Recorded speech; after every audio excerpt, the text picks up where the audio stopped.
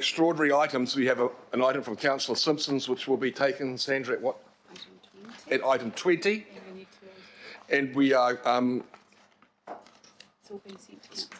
was all sent to you this morning, and the recommendations are that we consider the extraordinary item for the shovel-ready project's urgent communications to central government, and the rationales there in 1 and 2, which you have seen. I will so move. Oh, Devs, you will move. I will second.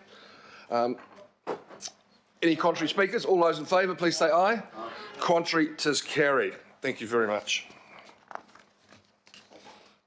Item 10 is, there we have, Sandra, yes, item 10, 9. So we didn't get chucked into these jobs the last minute. There we go. One job.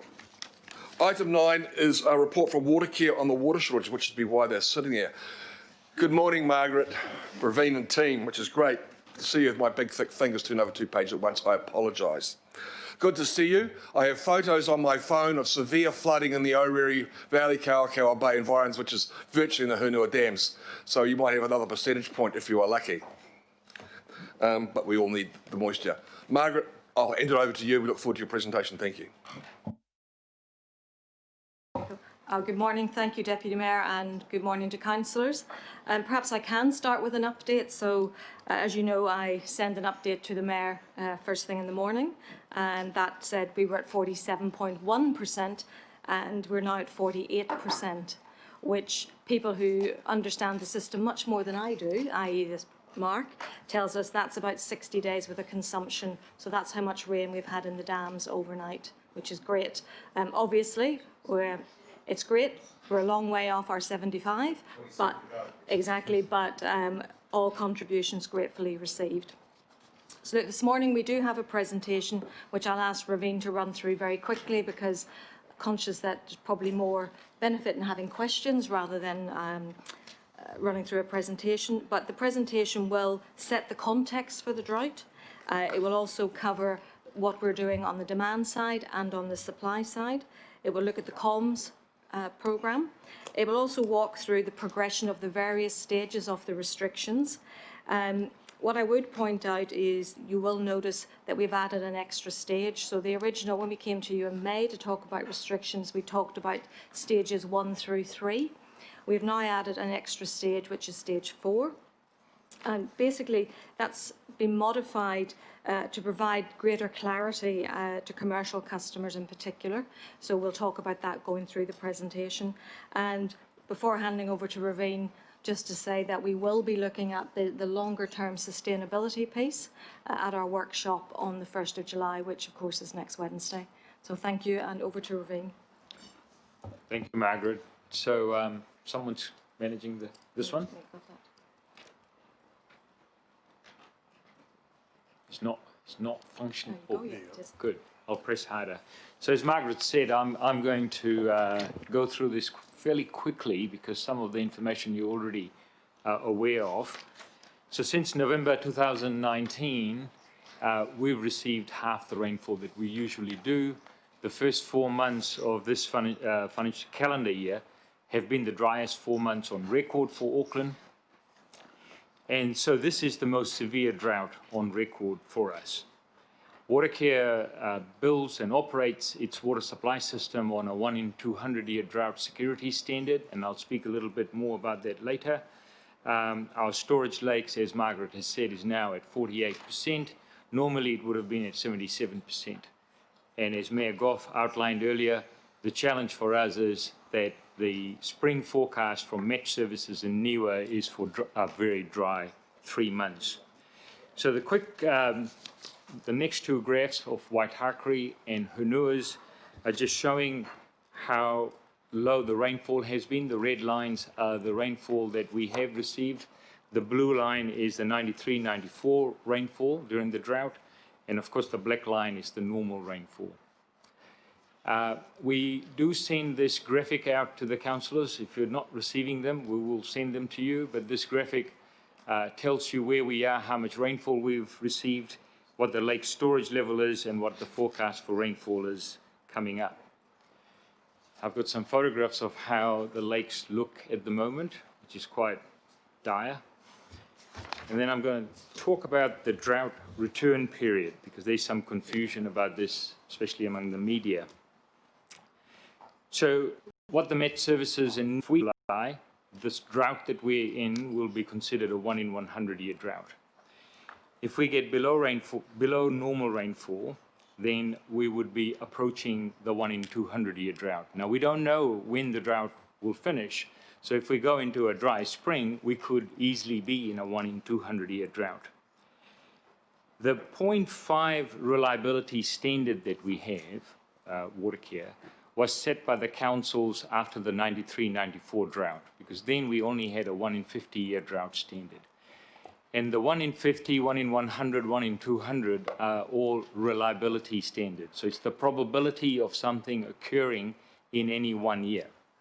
And basically 1 in 200 means that the chances of our storage lakes getting to empty, completely empty, will be 0.5% in a drought. A drought of a return period as severe as 0.5% in any 1 year will completely empty our storage.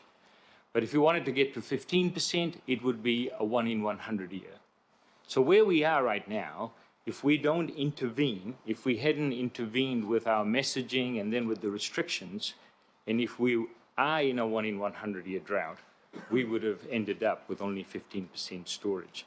The whole idea for us is to delay, by reducing demand and augmenting supply, delay the time when we get to the storage levels reaching 15% or 20%, and hopefully we'll get some rain by then.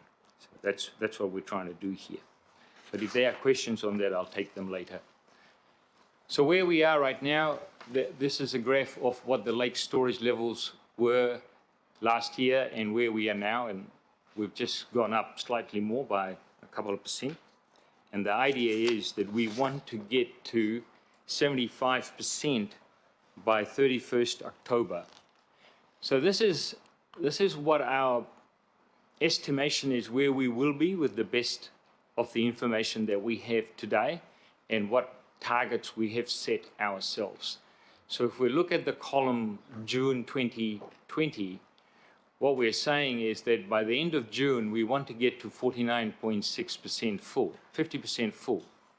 And to do that, we need to keep our average daily use below 410 megalitres a day. Now, our average daily use so far has been around 405 megalitres a day. So Aucklanders have been responding and they have been saving the water. And we are pumping from Waikato and taking water from the Onehunga at 170 megalitres a day now. So we are doing that. And that means that the rate at which we are reducing the storage level is at 240 megalitres a day. So far in June, touch wood, with the rainfall that's forecast in the next few days, we will probably get to 49.6%, if not more. And then the target for July is that we want to get to at least 56% full. And to do that, we were saying that our average daily use should come down to maybe 409. At the moment, it's 405. If we do 405, that would be good. And we will have increased the take from Waikato to a higher number, and from Pukekohe.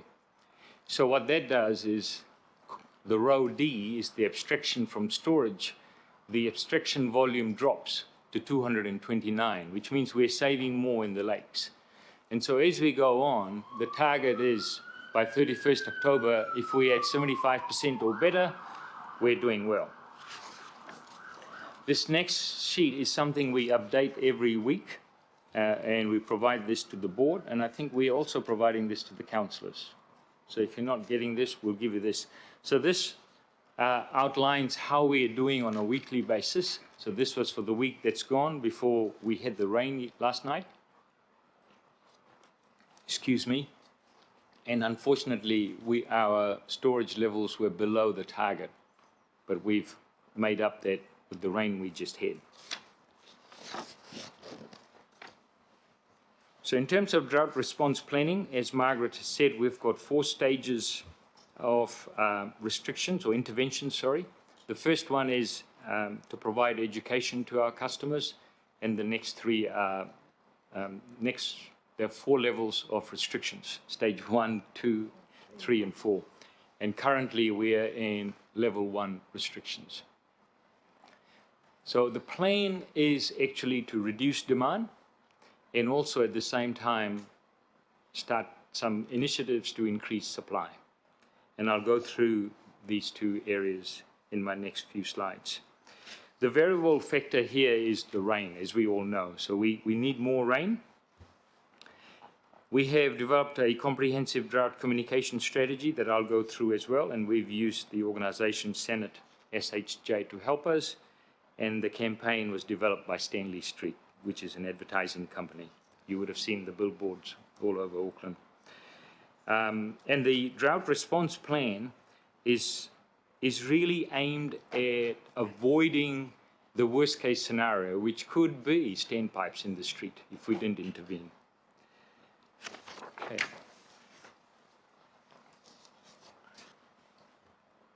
So the different stages are implemented at different trigger levels. The trigger levels move with the seasons. So if we're in winter, the trigger levels are at a lower level. If we were in summer, the trigger levels are at a higher level. The stage 1 restrictions were put in place on the 16th of May after we approached the council. It's a council bylaw.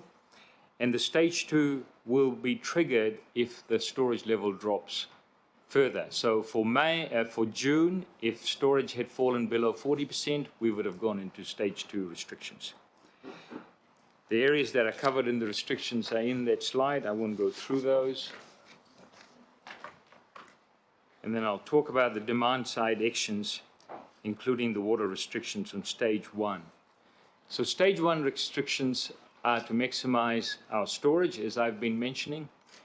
And the impacts are for domestic customers, all outdoor use was banned. So we said you can't use the hosepipe outdoors.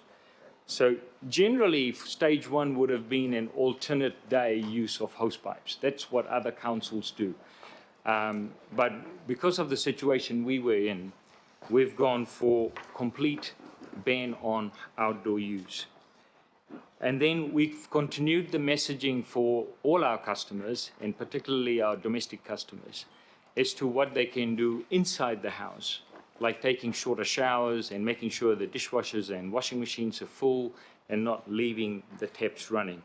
And as I've said earlier, it seems that Aucklanders are responding well, and the demand targets that we have set has been met. On stage 2 for domestic customers is the same, because as I've said, we've gone for the toughest requirements of domestic customers in stage 1. So the heavy load is then carried by our commercial customers in stage 2, where we would be asking our commercial customers to reduce their demand by about 10%. Is that right, Marlon? Yeah. And of course, the watering of sports fields are banned. So externally, it seems there's very little difference between stage 1 and stage 2, because most of the stage 2 savings is by commercial customers, which is through our engagement directly with them, through the communications that we send them, and through the invoicing and direct contact.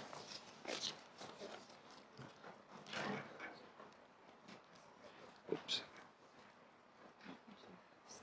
So stage 3 is when we are getting into a serious situation. We are actually avoiding getting into stage 3, because stage 3 is going to have serious implications for our commercial customers. They're the ones where we'll be asking them to drop their demand by up to 20%. We would also be closing our tanker filling stations. So if this happens during summer, then all those households that last summer, where they're dependent on rainwater, were getting their water from Watercare's public system, we'd be saying to them, well, we can't supply you with water because we can't even supply our normal customers.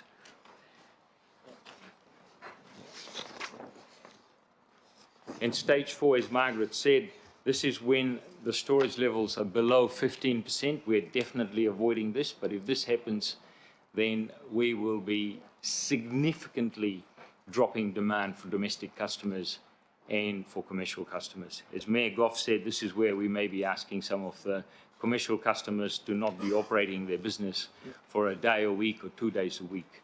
And that's why we definitely do not want to get to stage 4.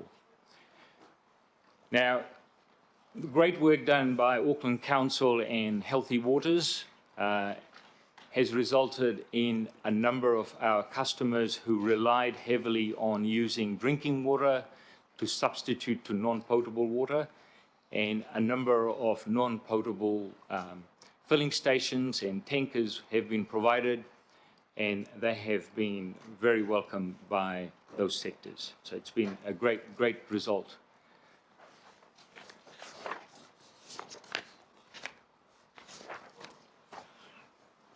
In terms of augmenting the water supply, we identified over 130 alternative sources when we did the study in 1990, and we keep those potential sources up to date on our system, and we re-looked at them.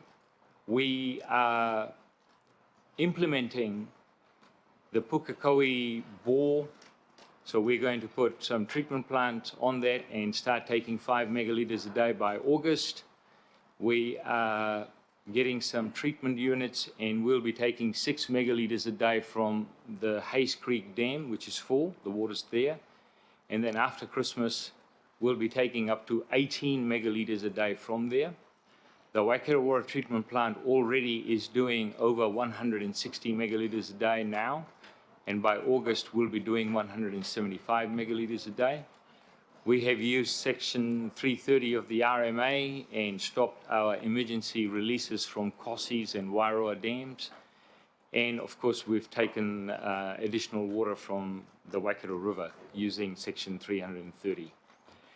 The board has allocated $180 million for the drought response. We've committed 90 million of that so far. So the other 90 million is still available for other options that we are looking at this stage. In terms of drought response, we are also looking at non-revenue. This is our leakage and where we are losing water from our system. Our water mains do break, they're leaking, so we are putting more district metering, we're reducing pressure, and we're responding to leakages with a target of repairing all leakages within 5 days. And we are meeting that target right now, except for 1 or 2, which are difficult ones where we are unable to find the leak. And we've also increased the number of meters that we are going to be replacing. So we've got 450,000 water meters, and we're replacing 30,000 of them a year, some of them with smart meters, but all of them are smart meter capable. And we are also chasing up on water theft, which is a major issue for us. We are working with Auckland Council, various departments. Ian Maxwell has been the lead contact for us, but a number of individuals, Barry Potter, Craig McElroy, too many to name. They're all working with us, not just in, thank you, and not just in getting alternate non-potable water supplies, but Auckland Council is also our biggest user of water. And so Auckland Council Parks and Community Services, they have responded very well in reducing their demand, which has helped reduce the demand for all of Auckland. We are keeping the councillors and the board members, local board members, informed with our infographics. And if you're not getting them or if the information isn't sufficient, then please let us know and we'll give you the information that you may need. I'll just move on. We've got a lot of external communications. The intention was initially to raise the awareness. We've just shifted gear this week. Despite the rain, we are saying that we are now in a critical situation, given the forecast confirmed by Met Services that we are going to have a very dry spring. The survey we've done with our customers in May showed that 75% of Aucklanders knew that we were in a drought. 68% believed that it was extremely important to save water, and 86% of the respondents could identify with how they may be able to do that. And I'm assuming that those numbers will have gone up. So in the next survey we do, we'll find out whether Aucklanders are getting the message. This is a summary of the campaign phases that we've got, starting from raising the awareness to engagement, and then the engagement is also increasing the messaging. So we had those sort of superheroes. That campaign has finished. We're going beyond the superheroes and saying the situation is critical. We have to continue doing what we've been doing. We're very conscious of the fact that restrictions over a long duration can have fatigue impacts. And as we go into spring and then summer, the need to keep demand down is going to become more challenging. So stages 3 and 4 will be definitely act now kind of messaging when we get there. With commercial customers, we've got the top 100 customers who have engaged extremely well with us. The top 20 customers have reduced their demand by about 14%. Top 100 customers, we're putting smart meters, and we will be letting them have access to their water demand so they can see how their water demand is going up or down, hopefully all the way down, as we are expecting them to become more efficient. We are also talking with customers like, indirect customers like water blasting companies, car washing companies, construction companies. Some of them are still struggling with the non-potable water because it means they have to drive somewhere to get the water. Getting the water from the tap was always convenient and easy and cheap. So we're working with them. Kainga Ora tenants do not pay for their water consumption. They are 5% of our customers, but they use about 10% of the water.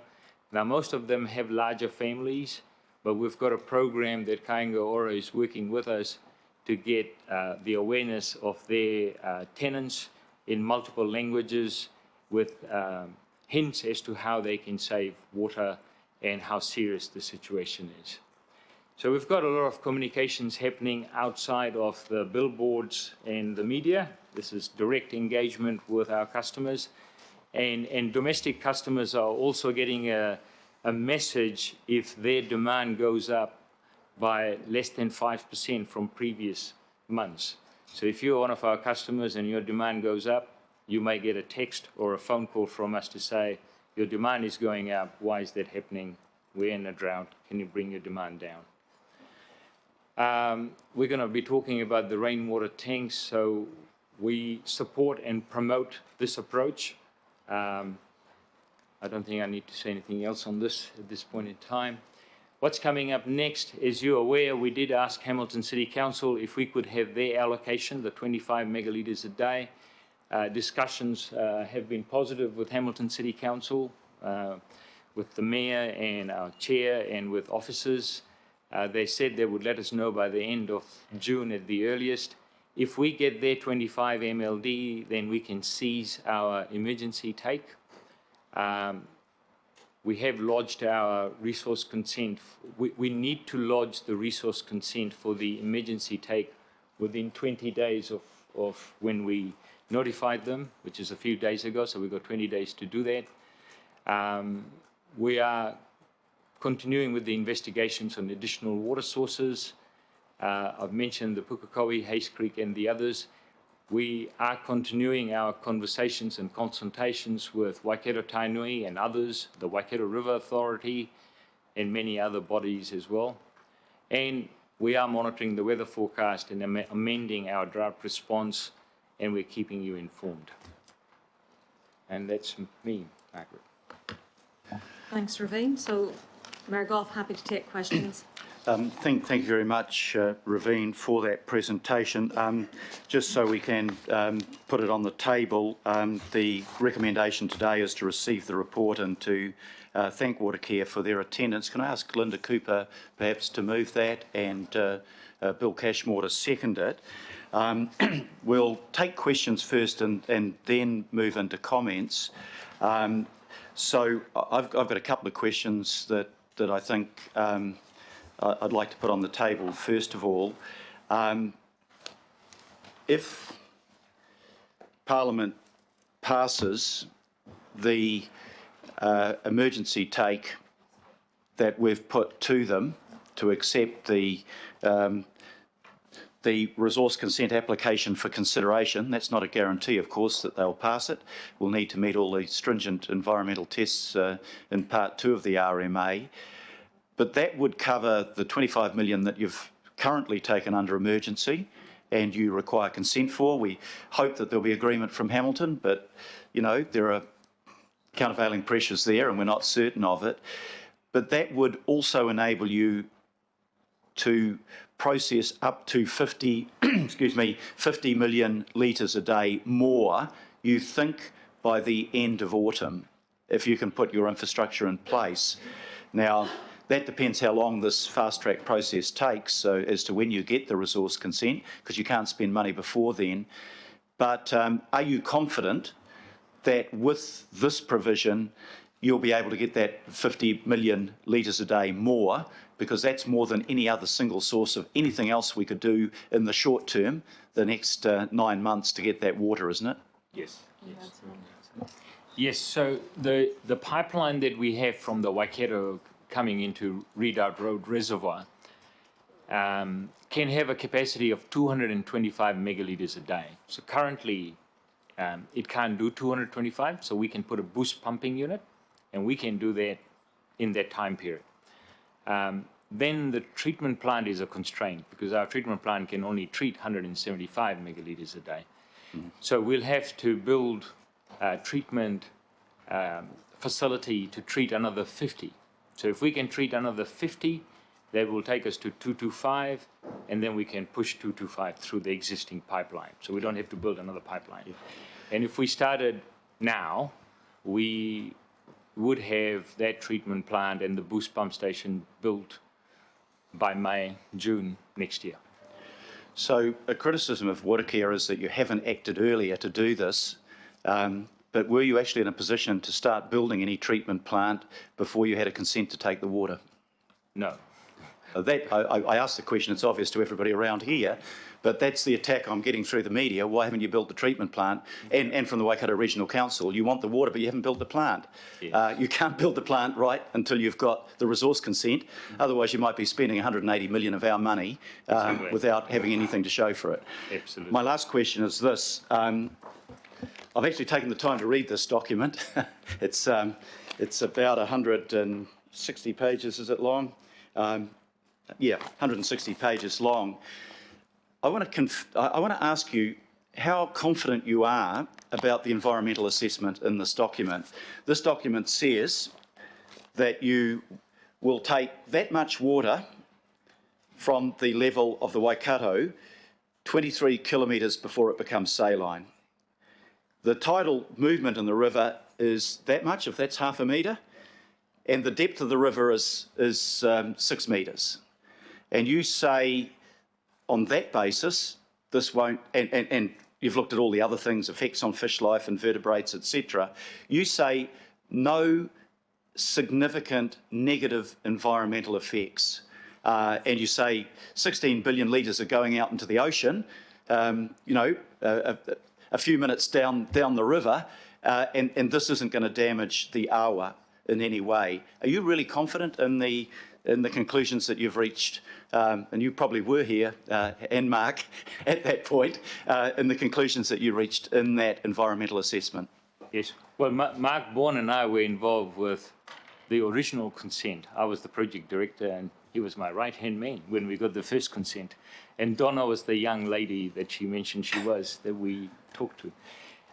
We are very confident that from a technical, environmental, ecological point of view, the impact of Watercare taking the water on the river is minimal. The big challenge for us is the cultural aspects, which we are, and the conversations that we've had with Waikato Tainui and Te Taniwha and some of the Kamatua who had the meeting with us, their view was they'll bring their cultural perspective and Watercare will bring the science, and if we can weave that together for the betterment of the river, that would be an ideal situation. So to answer your question, the the environmental, ecological issues aren't our major challenge. The challenge has been working with Waikato Tainui. One last question. It's been put to you or to Margaret that the waters might only be available if you are prepared to pay for it commercially. What's the obstacle for you doing that? Get Rob to answer that. We've heard from Waikato Tainui earlier today about their relationship with the awa and the need to enhance the well-being of the river. So we are looking at measures that will do that, and I think you made that comment yourself, Mr. Mayor. We're looking at what the appropriate offset mitigation should be because of taking the water. And we're in discussions not only with Waikato Tainui, but also with the Waikato River Authority.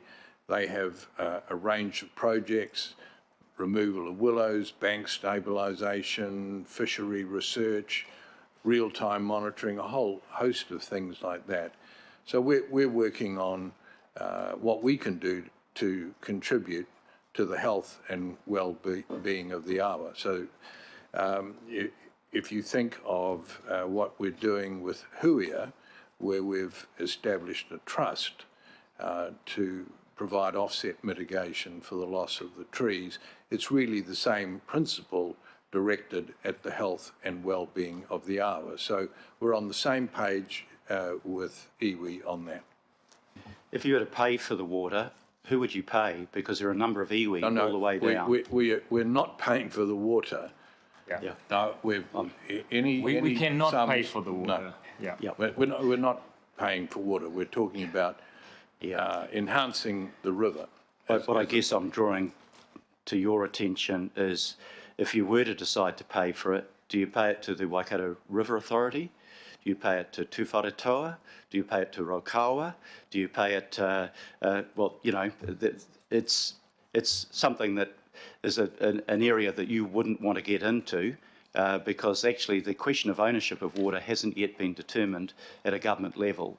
And I don't think you'd get much thanks from government if you were to enter into an agreement to pay commercially for water to one group as against any one of a number of groups that could have claim to it. Right. I've got a long list while I've been talking of people with questions. I'm sorry about that. Councillor Greg Sayers, first of all. Thank you, Worship, and through you, thank you for the presentation, and I do wish you well in your chats and your conversations and the outcomes that you'll have with Tainui, Waikato Tainui. I have a request of you, but just before that, I'll ask a question. That's around when you mentioned that you were ramping things up this week. Obviously, stage 3 frightened me. What you were saying happened in stage 3. Are we entering into stage 2? I just want to understand when you're saying you're ramping things up now. Are we entering into stage 2 at this time? No. No, we're not entering into stage 2. We're just concluding that superheroes campaign. Okay. I mean, Yep. it's done. It's what it's supposed to do. The messaging now is more serious messaging. Okay. You know, I mean, I don't want to say the superheroes was a cartoon, but it was sort of. We've gone past that now, and all our campaign is around. This is a serious situation. It's critical. Spring has been forecast to be dry, and so we need to continue saving. We're very concerned that with the showers we get, that some of our customers may think, oh, the drought is broken, the problem's gone away. Right. So we have to keep reinforcing that, no, we still have a problem. Our storage lakes are low, the forecast is low, because everything we're doing is for the coming summer. There's some misunderstanding that this was about last summer. This is not about last summer. Because we started our restrictions in May to protect ourselves, Aucklanders, for the coming summer. And I know others have said, well, they start their restrictions in October, and why didn't Watercare do that last year? Well, we're doing it this year for this summer, and we started in May. Right. Yeah. Okay, very good. Just look, my Can I request. just perhaps Oh, sorry. just add to that the table that Ravine referred to, which was that drought response that we do send to you, that is the guide that we will follow, and move accordingly. So we want to keep ahead of everything, but certainly it is not the intention of the company to move to any of the other stages without very close communication with council. Right, okay, thank you, Margaret. And Ravine, my request was around you had a slide there where you mentioned in the 1990s, looking at alternative sources, there were 130 odd studies done across the region.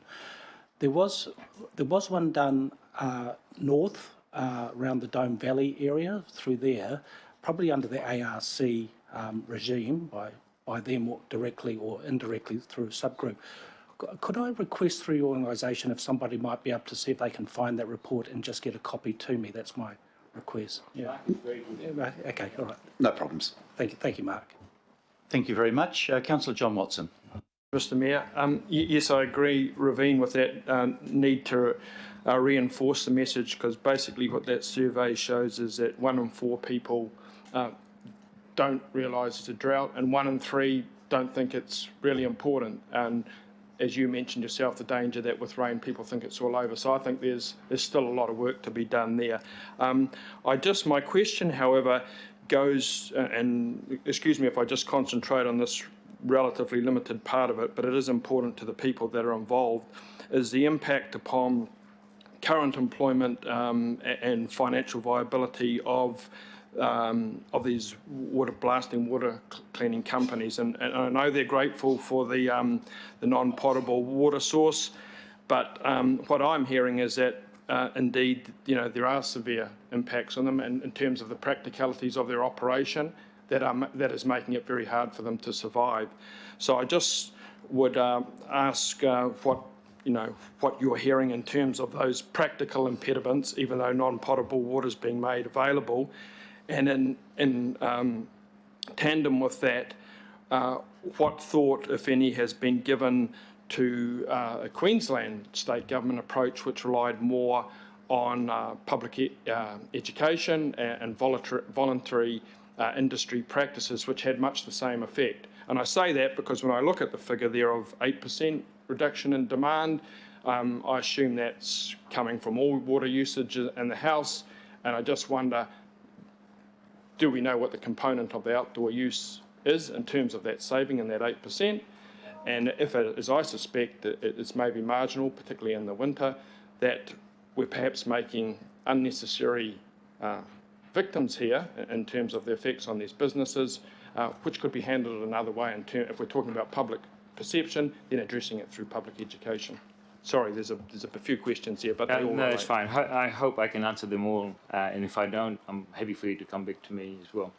So the house cleaning companies, the water blasters, and they have set themselves into an association. We met a group a few weeks ago. I met another group yesterday, a splinter group, so they've gone into 2 groups now. So the larger ones are quite prepared to invest and get the non-potable water. It's the ones who are, just the father, the uncle, the nephew, the mum or the niece, they're the ones who are struggling with this. So yesterday, the group that I met, I suggested to them that one of the things we're doing is promoting tanks, smaller tanks, not the ones that the council will be talking about, but just 1,000-litre tanks, because that's all the water they need to do house washing. And so I suggested that we want, and we are promoting homes to put in these tanks, through the downpipes, and that's a commercial opportunity for them. And one of them accepted that is what they're going to do. What we are trying to say to them, that not just during this drought, but as an ongoing business, they need to find ways of washing houses which uses less water and doesn't rely on drinking water. So if there are tanks in most households where there's water available, they can use that water. So we are talking to them, we're telling them non-potable water is available, water can be collected through the roofs for homes. The point you are making, as I'm reading between the lines, is could we make an exception for them so that they could continue using the drinking water for washing houses? And the answer is, well, it sends the wrong message. It sends the message that the situation can't be that bad. And it's a slippery slope. You start with them, and then there's so many others who will want to do the same thing. So we're saying non-potable water is available from sites, but more importantly, non-potable water is available right now. It's raining. And so those households, so if I want to get my house washed, I should collect a rubbish bin full of water, and that's all that is required for them to come and wash my house with, using their water blasters, their compressors. So just a quick follow-up. So if they're servicing a house that has a tank currently, then they can use an outside tap Yes, there? absolutely. Okay. Yep. So I will presume my right to make a brief comment at the end, if that's okay. Thank you. Thank you, Councillor. I've got a list of 8 speakers, and that's just for questions, and then some people want to make comments as well. I was hoping maybe we'd get our 2 water papers done before we broke for lunch, but that'll depend on how long everybody takes. So there's an incentive built into that comment somewhere. Councillor Christavi. Thanks, Mayor. I think I'll just keep it to questions because in some ways my comment is in the questions. Okay, so thank you. I'll do it that way. 3 question areas, and thank you, Ravine and Margaret. There was one point there, if we went to stage 3 restrictions, those bulk tankers cannot fill up from bulk supplies to supply rain tank users. This is exclusive rain tank users.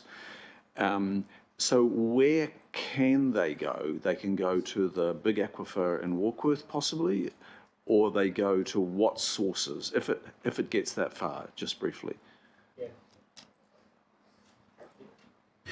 Correct. We would still remain open with our other sources, which is a restriction on the metropolitan supply. So in the first instance, within the Auckland region, services would be retained at our non-metropolitan supply. So the largest being the new Warkworth facility. Okay, so for beachlands, what happens to beachland users and they're out? Yes, so we're aware that there are some other bore sources that are being pursued as well by independent parties, but in the first instance, what we're suggesting is a restriction on tanker filling from stage 3. Okay, probably an area that we need to explore a bit more and just look at what the capacity is. Ravine, you made a comment about Housing New Zealand, 5% of users, 10% of water use. I looked at your water efficiency strategy, which is a 17 to 20 document. It's a nice tight 3-year list of deliverables. And one of the deliverables there is to install smart meters in all Housing New Zealand properties. So where's that up to? And then it goes on to say, specify smart meters for all new developments and require installations of developers. I made contact with Watercare recently through other channels, and I was told that that is not occurring. So, and then I also looked at the water efficiency strategy was reported to the board, I think last in September. It was a 3-page report. It was quite brief actually. Yet the deliverables for that 3-year period, which is about to conclude, are quite significant. Where is the board up to in connecting Housing New Zealand up and all those developments? Because it's not evident to me that there's been follow through in that area. And then I've got one final question, Mayor. Yeah. So you are absolutely right. The smart metering, and Margaret as chair can tell you the pressure she's put on us on those areas. The smart metering trial we did in Waiku some years ago demonstrated a number of challenges. So a lot of our smart metering, so there are 4 components to the smart metering, if I may very briefly. One was the meter itself, that will, how well do they work? So we were trialing that. And then the transmission of the data, so the data can be collected. And the third bit was, we're going to have so much data, how do we manage the data? And the fourth and most important bit was, how are we going to share the information with the consumer so they can make sense of it and change their behavior? So that's the trial that we've been doing, and we are still doing that. So the challenge we've had is that the meter inside the box and then the transmission has been failing. So worldwide, I mean, New Zealand is is sort of unique in the sense that our water meters are underground in a little box. So they get filled with water and slugs and all sorts of things, eat the wires and things. In European countries, the meters are inside the house. In Australia, they are above ground.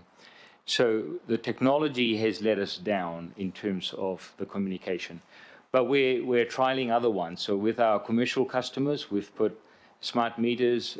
Broadway Park, all the units there, we've put smart meters. So we're trialing different smart meters, and we will be putting, so we've started the Kaingaora one now. There was also a conversation with Kaingaora as to which one should we put them in, which areas are they replacing their housing, and which ones are going to stay. Who are the real high users? They also have very high users. So that program is only just picking up. So we've got the next 3 years of our water strategy. But you are absolutely right. The smart meters, we've been behind. So it's almost 3 years behind by the look of it. Yes. Okay, Mayor, I just make that point because cities that we benchmark ourselves against, like Vienna, one of the ways they reduced their demand on water was a massive smart water metering campaign, including in-house. My final question is really fundamental to your establishment, really, and that's the legislation that establishes you. And Raveen, and I say this politely, Raveen, you've never been that enthusiastic, Raveen, when we've talked about rainwater tanks in our meetings over the years. And I'd probably suggest, microgrid localised systems as well. And then I look at the legislation, and the board is required to, to adhere to the legislation.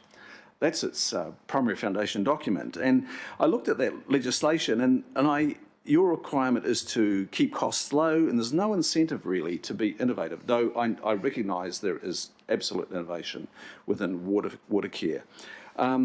And there's really, I think the legislation says keep overall costs of water supply and wastewater, etc., at minimum levels. And then I think of rainwater tanks, and that alleviates wastewater volumetric charging. Now, you're metered on volumetric charging if you only have a tank and you're not connected to town supply, but you're not charged for volumetric charging if you have town supply and a tank. That's correct, isn't it? Volumetric wastewater charge? Yeah, volumetric wastewater charging. No, everyone has a volumetric wastewater charge. But if I am tapping into my tank rather than my metropolitan supply, you're not measuring me anymore, are you? Because it's on a 75% of consumption. Yeah. Yes. Yeah. That's what I'm referring to. Yes. Is the legislation, in your view, an inhibitor for you? Does it require amendment? Would you recommend to us to go to government to review this legislation that doesn't demand social good outcomes, and it doesn't, in some ways, demand environmental outcomes? Councillor Dobby, the legislation, when I first joined the board, I was instructed in the art of Section 57, which talked about we have to be a minimum cost-efficient provider, and we also have to give due regard to the longevity and long-term nature of our assets. I think the issue that we need to be debating, minimum cost is not low cost. It's not no cost. And we need to also understand what efficiency means and how do you measure the efficiency of the organisation and how do we give confidence to our shareholders that we have and we are delivering an efficient service. But we heard from Waikato Tainui earlier about the need to work together on a sustainable, long-term strategy for water. And there is nothing, I think, in the legislation that precludes us from doing that. And some of the things you've talked about, such as rainwater tanks, off-grid solutions, mini-grid solutions, these are all the things that we need as an organisation to be looking at, and we'll be discussing this further with you on Wednesday, simply around that the world is changing, climate change is here, therefore what else do we, should we, must we be doing to ensure that we have a resilient network? And in that, quite rightly, we need to ensure that those costs are efficient. and we need to have a mechanism to demonstrate that we're doing what we're saying we're doing, but we're doing it in the most cost-efficient way. Thank you. Councillor Wayne Walker.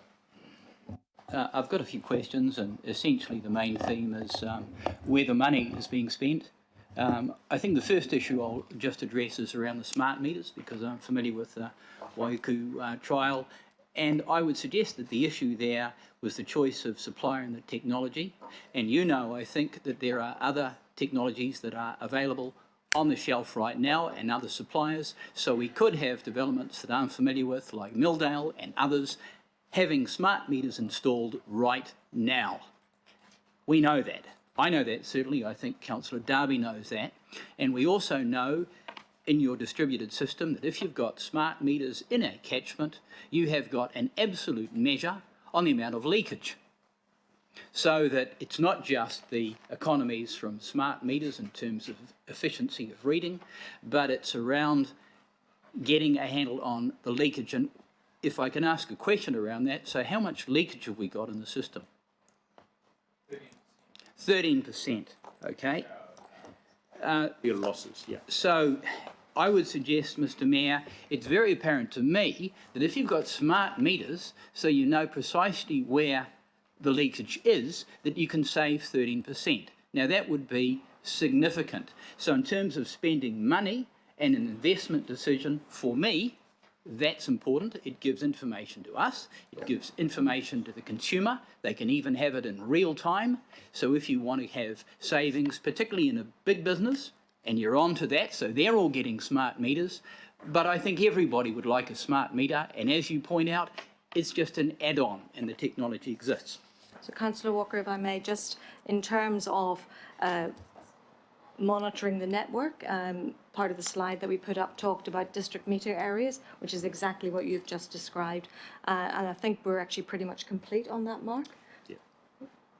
Yes, we've got the last stage is being developed now, and the next piece of work is actually splitting up the district metering program into smaller subzones, so it provides a greater accuracy and a quicker turnaround in locating those leaks. Yeah, I'm familiar with that, and that's great. And keep doing that. I just also need to say, leakage, absolutely currently in line with our target, our SOI target.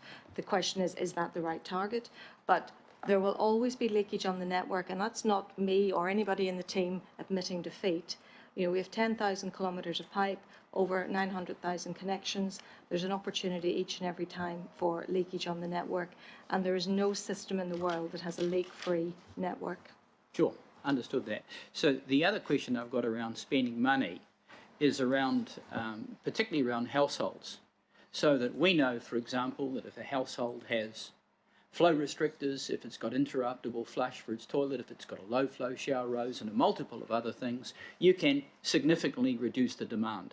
And we know from other cities and benchmark cities, such as Councillor Darby is talking about, that can be as low as 100 litres a person a day. And we are, well, we could be double that. So we know that there are significant savings that can be made. There's structural changes, which mean that effectively you've got a reduction in water and wastewater ongoing. Given that we know that we need that, because I would suggest we've got structural changes in the weather and climate, is it possible for you to invest money into that? For example, other cities offer rebates and so on for water tanks, for device installation and so on. In fact, big cities have sometimes retrofitted dual flush toilets throughout entire cities to reduce demand. Is that an area where you could invest? Absolutely, and it comes back to that longer term positioning around what does a resilient network look like, and that's both a supply and a demand side. So the demand side is, I refer to as off-grid solutions, but some of those are how do we work with households, how do we work with all of our customers to actually reduce demand. The Mayor mentioned in the discussion with Waikato Tainui this morning that Aucklanders are the second lowest per capita users in the country, which is great. Now, our challenge is how do we get that further reduced? Sure. So my question around that is, have you modelled out, for example, what a distribution of flow restrictors to households would be and other devices, which could give a very, very quick response and would be an ongoing structural change to reducing water demand? What have we done on that, Ravine?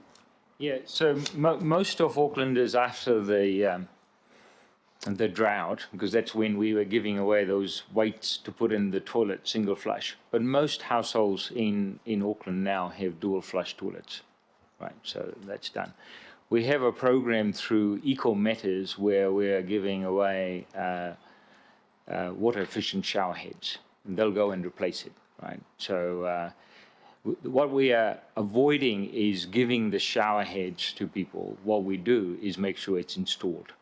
Right. So Eco Matters will go in and replace it. And we are going to run a campaign soon about people getting discounts through Bunnings and Mitre 10 for rainwater tanks and shower heads and the like. So we're doing that as well. Restrictors, when you say restrictors, I'm assuming you don't mean restrictors to the supply into the property. I mean flow restrictors, 7 litres a minute, 10 litres a minute, 13 litres a minute, a cost of minimal amounts of money. You could bulk buy and they might be less than 10 cents each. Yeah. So, I mean, there's two bits here. One is, I don't think it's whether we can supply the equipment, it's whether the people will want to put it in. And whether they want their pressure reduced to. So we are doing pressure reductions by zones, and already we are getting complaints from customers because they're used to a certain pressure on their shower, right? And then we go and reduce the pressure, and they come and say, you've done something, and my pressure is no longer what it used to be. So there are some contractual requirements for us to make sure that the minimum pressure is met at the boundary, which we do. As long as we're meeting that, we are reducing the pressure. Okay. Yeah. Okay, look, sorry, Councillor, no, I just need, your questions are very good.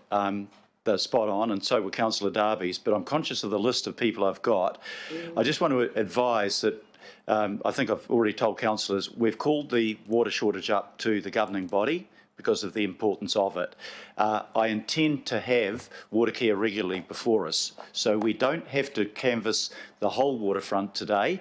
We'll have further opportunities. The points that have been made by both councillors have just asked questions, and a number of questions are all good. They're all relevant. But if I don't start to limit the discussion at this point, we're not going to get through, and it's not fair to the others. So if I can just ask you to leave it at that, Wayne, and I mean, some stuff can be taken offline, obviously, if you don't mind. Councillor Daniel Newman. Thank you. Yeah, good luck getting Kāinga Ora's assistance. Those freeloading buggers won't even give me proper size wheelie bins for my 3-bedroom tenants in the old Manukau City Council area. So more power to your elbow, Ravine, if you can get Kāinga Ora on board. I've got two quick questions. Firstly, a scientific question. How much water is currently flowing past the pipeline at Tuakau on the way out to the Tasman Sea? Now, how much is flowing past it, and how much does that compare to same time last year? Do you know?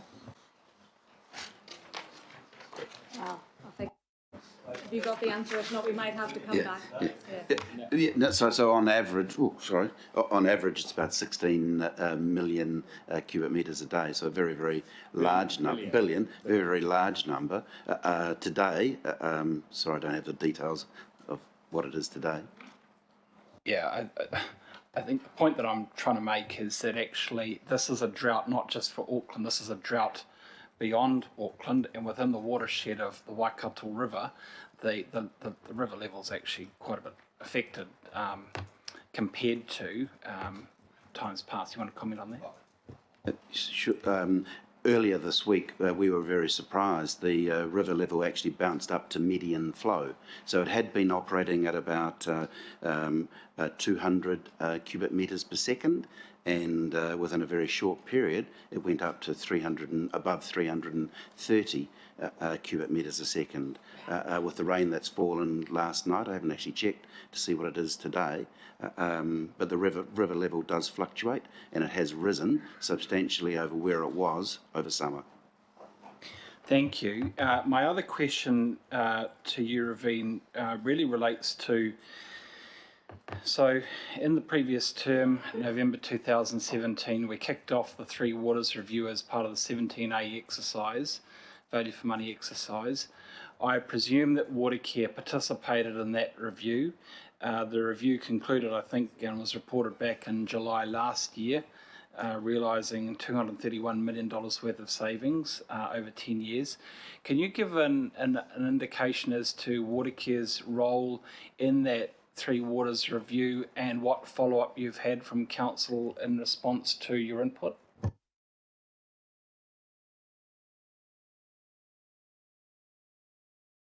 So, Councillor Newman, we were part of obviously participated in the review.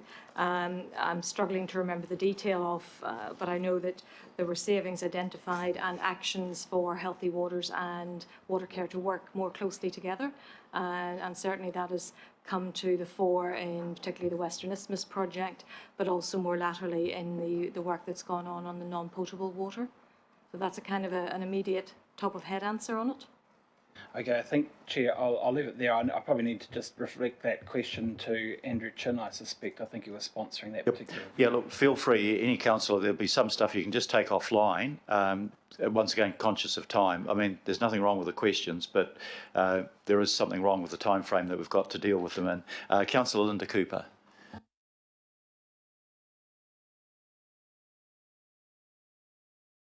So is this questions and comments? You're not going to comments, or you are going to go to comments later?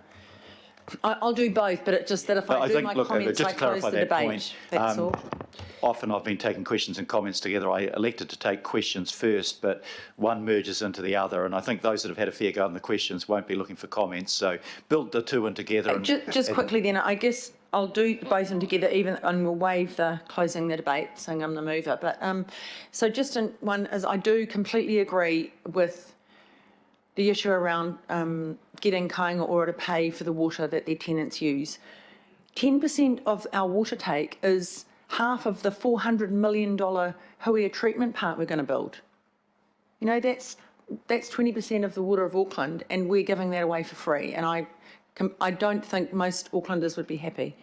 Is it you said 10%? No, the tenants don't pay for it, but Kāinga Ora do pay for it. They do. Yeah. That's what I didn't understand. So, okay, well, I'm good. The landlord pays. Good, because the government get a free ride on our schools and our hospitals with no rates. No, okay, so that's fine. So the other thing for me is just around the communications. And I've spoken to the board and the management in our COVID updates every week, which I'm very grateful to be able to take part in. Is I still think that in the communications plan, a call to action at level 3 is too late. We've got on, now where is it? It's one of your slides here. Communications, anyway, it talks about the call to action is not till level 3. And I think we just need a much stronger call to action before then. And I really acknowledge the work you're doing with the businesses, because they need to really understand that before we get there. But here it is, external, it's the next one. But anyway, I just think that that's what we need to do. And I'm really glad that the superhero thing is over. I think we need to be stronger. People really need to understand that, and they've browbeaten us around not understanding that early enough when we went to level 1, and I think that's the job of us together to make sure that people are very ready. Hopefully that doesn't happen, but a call to action at level 3 is too late. And I do acknowledge that there has been some call to action, but I don't want us suddenly starting at level 3. You know, that is, yeah, it worries me a lot. Thank you, Councillor Cooper.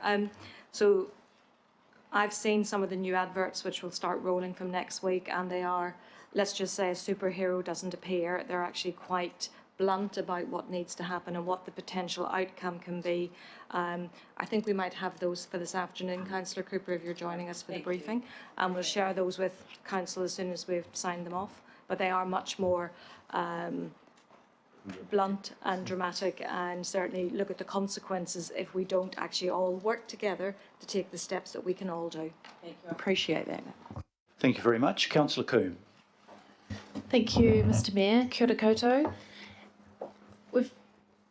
In the presentation, it was talked about the worst case scenario, and I appreciate a whole lot of actions are being taken to ensure we don't get to that position.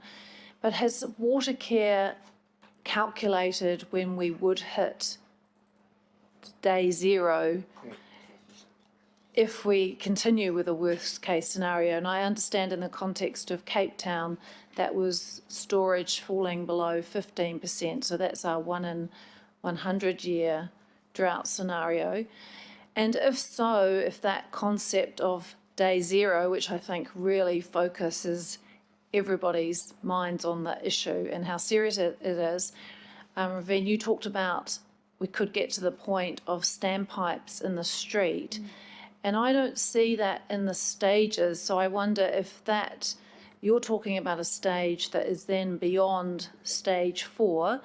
And if that is the case, what do you see as being the components of that stage, say, if it's stage 5?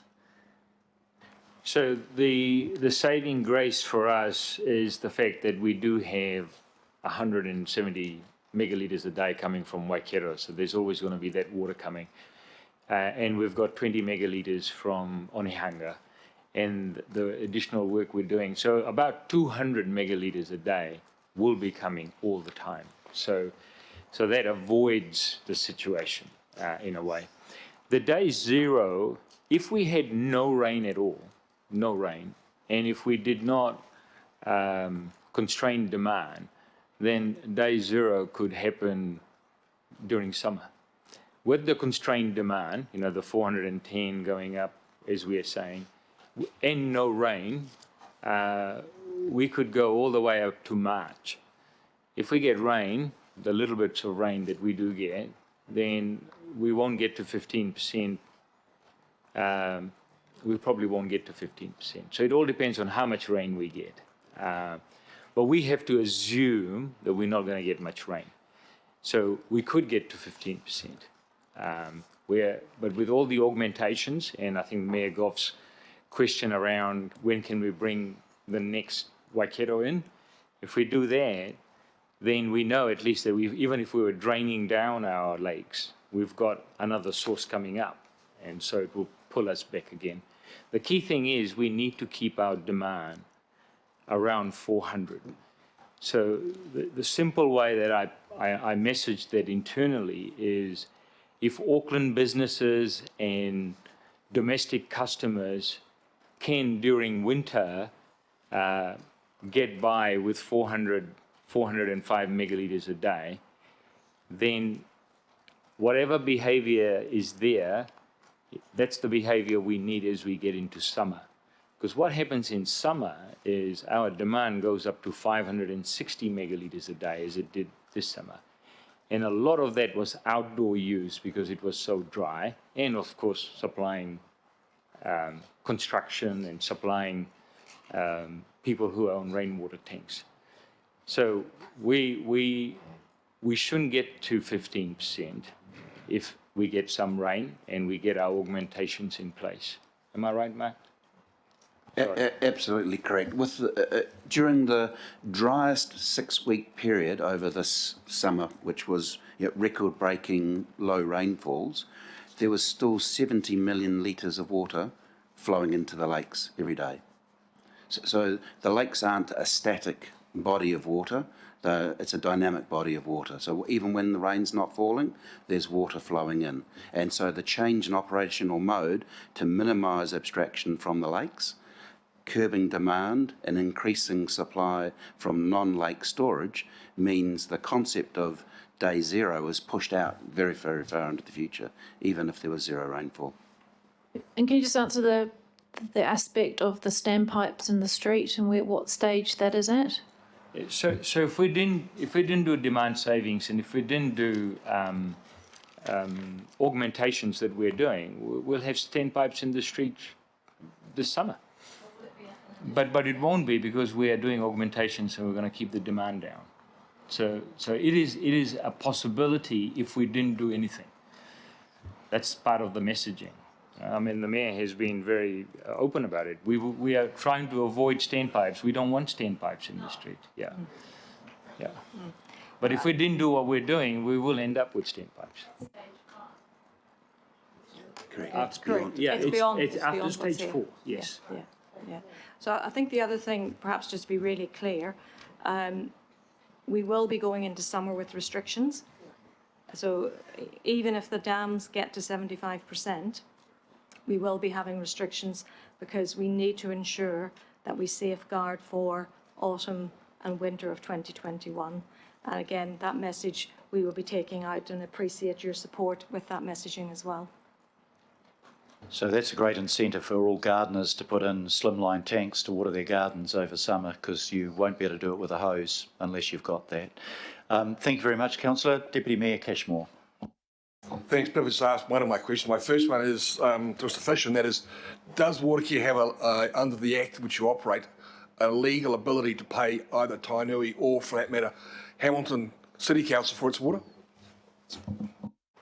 No, and we're certainly not contemplating that for the reasons that the Mayor gave before. I mean, if we started doing that, then everyone would be paying. Hamilton City would have to pay, etc. No, we're not going there.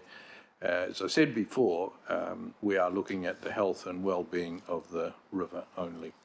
Thanks. I just want to make sure that there's a clear legal interpretation. My last question is probably to you, Margaret or Ravine. That's concerning a presentation next week about medium-term solutions. Will that include a preferred option or suite of options and a business case or a CBA around that?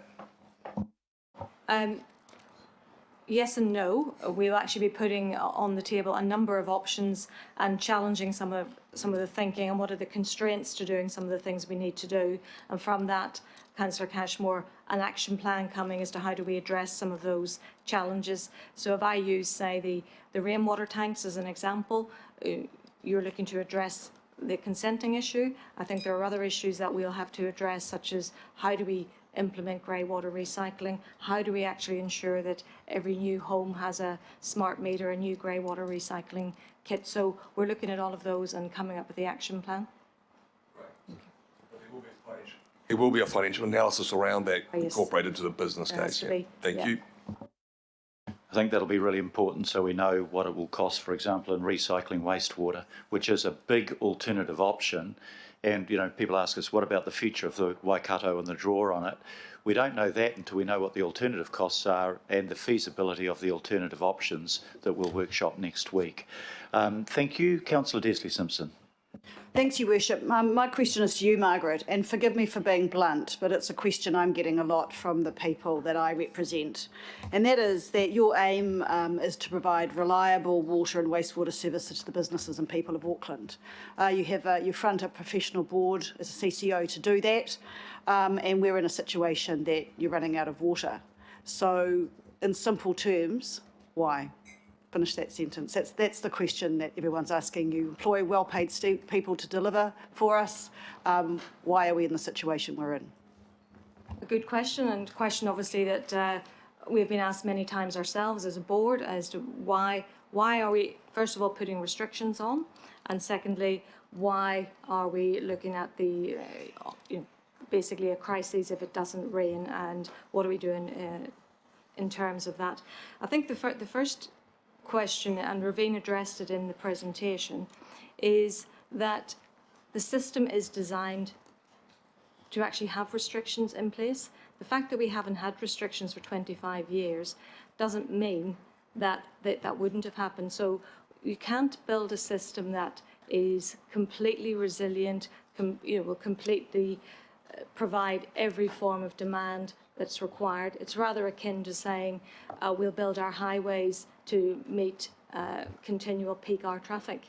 So what we have to look at, and you're absolutely right, some of the things we need to go back and look on are what were the assumptions in our drought management plan, what are the assumptions in our capital programme going forward, given the experience that we've had this year, which is an unprecedented dry period, what does that do to the rest of our assumptions? And that's the piece of work that we're doing now.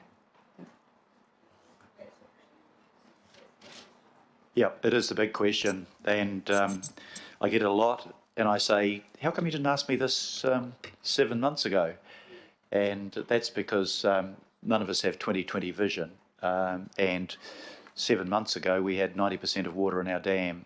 Having said that, I don't want to be too easy on you guys. I think we needed more strategic planning than we've had, and we'll accept some share of that responsibility as you will. My last question is Councillor Chris Fletcher online. Chris, are you still with us there? Yes, I am, Your Worship. Can you hear me? I can hear you well, thank you. Thank you. Most of my questions have actually been asked, but in the interest of time, I'll just leave you with the thought that I think that that waterless or water-free days for commerce would be as successful as carless days for those of us who remember the 1970s. But it is beholden on all of us to realise that this is probably indicative of other utilities that, having lived through the crisis in the 1990s, we must make this work now. But it's just unacceptable to me that we put our commercial operations in a water-free situation. So whatever measures and all the other questions that have been put, I would like to see us exploring every option. And I'm very pleased that the messaging going out from next week will be somewhat sterner. Thanks. Thank you very much, Chris. Councillor Fletcher, we now come to comments, and please, if you've made your comments within your questions, try not to take a second bite of the cherry, or try to be precise at least. You stand between the rest of us and lunch. Councillor Watson, sorry about that introduction. We don't want to be in that pathway, that's for sure. Thanks, Mr. Mayor, and I will be precise as possible. And to me, this is important. I understand in the bigger scheme of things, it may be a relatively minor part, but it certainly is important to the people who are impacted. And I'm talking about the here and now with these restrictions on people in water blasting and water cleaning industries. Now, they have been using some pretty strong adjectives when it describes that: catastrophic, significant, disastrous. So as much as we are supplying the non-potable water, in practical effects, there are some real impediments to their businesses continuing, and with that, of course, goes employment. So they're grateful for the dialogue, they're grateful for the supply of water, but there are still real barriers there that are affecting their business in terms of not only accessing the water, but the practicalities of where the sites are, of going backwards and forwards with jobs, running out of water, then having to come back down and so forth and so on. So in terms of the reason for this, we know it's public perception. I guess one of the points they make, and I think it's a valid one, that has been drawn up in comparison to Queensland, where if it is public perception, then we do have the tool of public education. We are doing a lot of education. Why that couldn't be then applied to some sort of exemption, I think, something that's worthy of further work. They do clean. So we're in a COVID-19 environment. So these people do clean. They keep things clean. So we're certainly very conscious of that. In other areas, it seems a little ironic that we're perhaps not quite so understanding when it comes to this particular industry. And I say that because of the figures that are involved, Mr. Mayor. We're 8% down on demand at the moment. That's great. But if we look at the fact that outdoor water usage in normal circumstances is about 12% of a household usage, it'll be less in the winter. The portion of that outside usage that's actually contributing to the savings at the moment, I would suggest, is minimal. And if we go to these water industries again, the water blasters, that will be almost totally insignificant. So I just make the plea on their behalf, because they do feel as if, you know, that they are the collateral damage here, that we do all we can to keep the businesses going, keep them in employment, and to pursue some notion that has been successful in Queensland, where we educate. Personally, if I saw a sign up saying, you know, this is an exempted industry, taking into account the whole COVID-19 environment, I would be perfectly happy with that. I would not be saying, oh, look, why are they getting to do that and I can't wash my car? I wash my car, you know, once every 3 years, whether it needs it or not. And I think that's true of a lot of people. So I think there's a possibility here. I just would urge Raveen that everything is done, because it is in the national media, it is in the local media, it's not going away, and the last thing we want is people losing jobs and losing business in addition to COVID-19. So thank you, Mr Mayor. Thank you, and thank you for the brevity of the comments. Councillor Mulholland. Thank you, Mayor. Thank you for your presentation. I have actually read through it. I may have sat here quietly listening, and that is not a reflection on the fact that I don't take into consideration the impact on the community. So actually mine is a question. I'm just wondering, given the feedback, and I do like to listen to all the other councillors and the presenters, public perception and criticisms, of which a number of them have flowed on my social media pages, not so pleasant, some people understanding. And I definitely wash my car more than once every 3 years, but I certainly haven't washed it with the crisis. Just wondering what your thoughts might be around, and I'm sure there will be a bit of gasping going on at this question, about some public gatherings locally, and I'd be happy to have some in my area, so long as I had someone with me, to explain, and perhaps that will help ease some of the pressure or the pain. I know my question around these small heavy metal pieces going into the cistern didn't get any traction last time, but I'm just wondering from a local perspective. Now, whilst that may be people wanting to throw things at us, I think we can manage that well. We have communities, we are responsible for our communities, and I'm willing to stand up and share information in a positive way if Watercare or other representatives would like to come along. Just a question or a thought around that. I know we don't want to have brimstone and fire, but maybe helping people answer some of those questions. And there is a fair amount of criticism that does come through, and I understand it. We're dealing with human nature, and as pointed out, COVID, and people are struggling. So kia ora, and I just hope you are able to just give some thoughts and maybe an answer to that question. Kia ora. Kia ora. Thank you, Councillor Mulholland. Look, I started off the session talking about the importance of communication and the fact that we're all in this together. So any vehicle, medium that we can use to actually continue that messaging, more than happy to have that considered, and we'll talk about that and come back to you. But thank you for that very helpful suggestion. Thank you. Councillor Wayne Walker. Just a couple of things. I think what you heard from me is a critical requirement to have a long-term response, because this is a long-term problem. And by all means, there will be a short-term response right now, but we have to be in this around the long game. I just want to agree with my fellow councillor, John Watson. I've met a lot of businesses affected, often very small businesses, some of them on the brink of going under, who are critically dependent on water. I would suggest the amount of water consumption that we're talking about here is absolutely minimal. If you talk with these people, they are incredibly efficient. They're developing best practice, but they want to stay in business, and they can't do that under the present circumstance. So I would suggest that there is a need for Watercare to have a conversation with us, Auckland Council, around these stages. I am saying to you that on evidence that I have collected, I think there is a different way that you can approach these businesses. best practice, putting out information, assisting them so that they can continue, because as Councillor Watson pointed out, there is a need there. The other concern that I've got goes to stage 3 and the impact on people on water tanks who don't have any alternative water supply under this response. And I would suggest that that is totally unacceptable. Mr. Chin is in the background.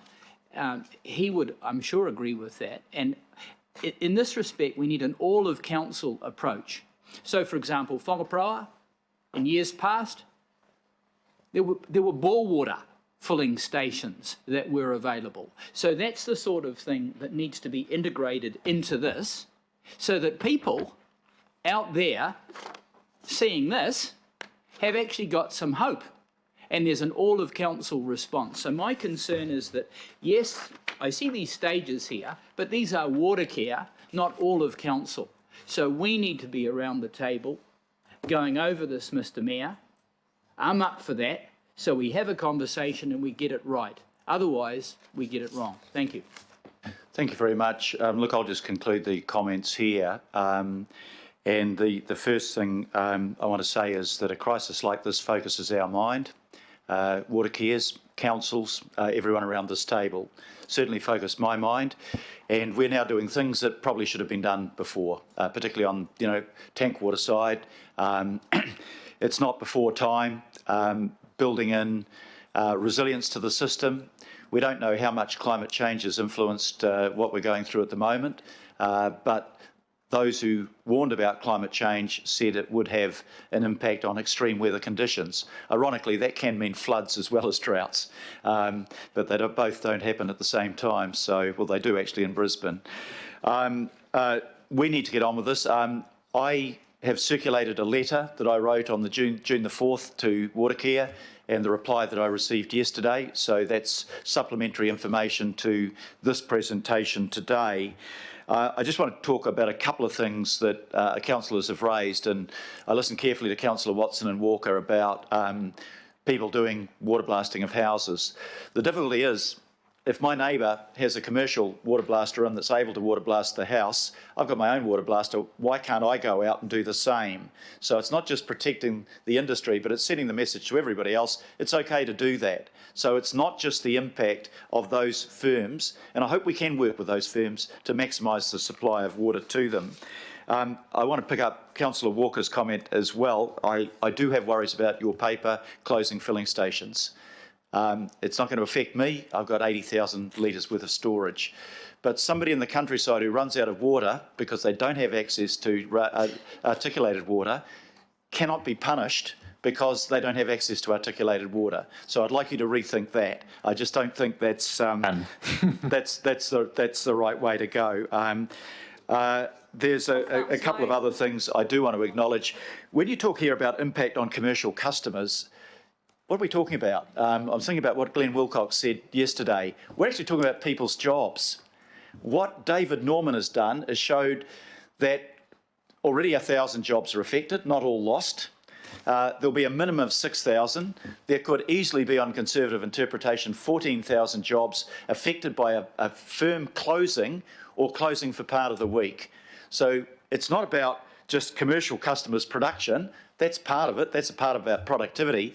But it's about jobs. We're trying to recover from COVID-19. People say, why the hell do you use this COVID-19 recovery bill? I'll tell you why. Because the last thing I want, these firms that have been closed for 4 or 5 weeks, to find that they have to close again this summer because we can't provide water. That's why we've put our submission through to the COVID-19 recovery fast-track bill. Nobody wants that. But a whole lot of people have come out and said, but we don't want you to take any more water from the river. Well, we have to be conscious of the impact on the river, the environmental impact. We've got to be culturally sensitive about it as well. But, you know, when I sit down face to face with people, they sometimes say different things than they might say in the media. I'm not thinking of the Waikato Regional Council or its chair by any means, but they're much more reasonable in person. They know that this council cannot afford us to get to that extreme position, which is why we have to do everything and why we have to do the things in the next paper that are coming up as well. So thank you for this discussion. I think it's been really useful. We will have you back and we will be measuring the progress. and we're not taking for granted that the rain that fortuitously arrived, or because of Waikato Tainui's prayers yesterday, thank you Waikato Tainui if that were the case, we know that we've still got the problem there. And we can't afford to be complacent, and I'm telling that everybody in as blunter terms as I can today. So it's been moved and seconded that we receive the report, and thank Watercare for providing it. I'll put that to the vote. All those in favour, please say aye. To the contrary, no. I declare it carried. Now, I was hoping to get to the next paper, but Sandra has said she'll be so hungry that she'll chew my arm off, and I'm not prepared to risk that. I suggest that we now adjourn and come back at 1:15. That's 25 minutes for lunch. So thank you very much, Watercare, and thank you very much, councillors. We'll resume at 1:15.